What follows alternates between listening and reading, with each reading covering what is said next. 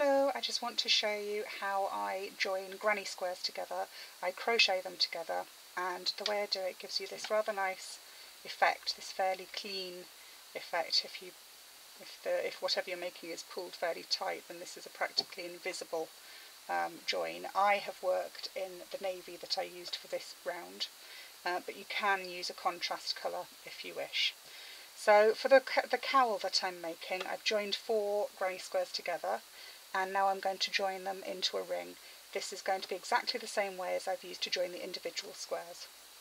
So to join them, you're going to work with right sides together. So that's to tell the difference. Okay, there's a right side granny square, and it's mostly smooth. The lines are mostly pointing outwards. This is the wrong side of a granny square, and it's bumpier and there's less obvious the direction.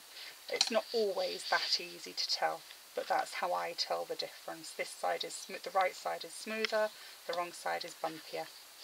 So I'm going to match up the two squares. So I've got my 2 chain space at the corner there, my 2 chain space at the corner there, and the clusters should pretty much match up. What you might find, let me just find some better light. What you should find is that on each square you've got the outer edge, which looks like a row of V's. I don't know how well you can see that. Navy is not an ideal colour really. So we've got 2 rows of V's. To join this way, I'm going to ignore the V's, the sides of the V that are touching each other. So whenever I join, I'm going to go through the outside edges of each square, of each V. So the inside bits of the V, these 2, are not being worked. I'm just going in the outside. Okay, so sometimes if I'm joining them together, particularly on a blanket, I will start joining in the chain space. For this cowl, I'm going to start on the first of the trebles.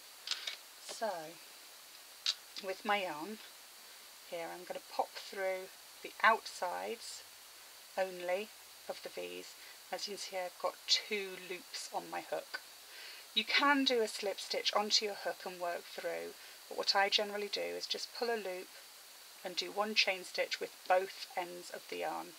Then I'm going to drop the short end, and normally if I'm doing it I'll work over the short end, but it slightly obscures what I'm doing, so I'll just move it out of the way. So that's the first bit done. Then I'm just going to slip stitch along in all the trebles. I'm going to skip the chains, don't worry about them. They're harder to find the outside of the stitches, and it isn't a problem missing them. So there I'm going to go into the next treble, the outside loops, and slip stitch. If you feel you need to do a looser slip stitch to compensate for the chains, just pull it up a little bit, that's fine. Outside loops, pull through. Ooh, that's not cooperating very well. There we go. Slip stitch. Outside loops. So we're going to do that all the way along, and in this case this is going to join my squares into the basis of the cowl. But this is exactly the same way I've joined all the 4 squares together, and you can see we've got a nice little neat line joining them together. But again, skip the chain. The only times where you might find, oh hold on, they've got out of place there. The only times where you might find that things go a little bit awry, I've gone very awry there we go, is sometimes if you've sewn the ends, that can make it hard to find the right bits to work into. So I'm just going to make up, I don't know what I've done there, but I'm just going to make sure that I'm matching up all of my holes. So again, that's what happened.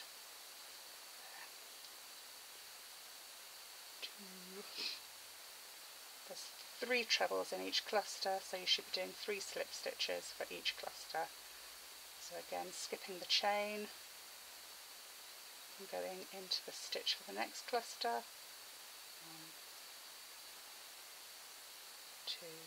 You'll find, I think one of these is done with the tension is varied, and one of them is a little longer than the other. Luckily, crochet is pretty forgiving, and it should just sort itself out without you having to do too much work. So that's 2, I'm on my last one, 3, and to finish off, I'm just going to snip the yarn, pull it through, and then you can see I've got them all joined together. If I turn it right side out,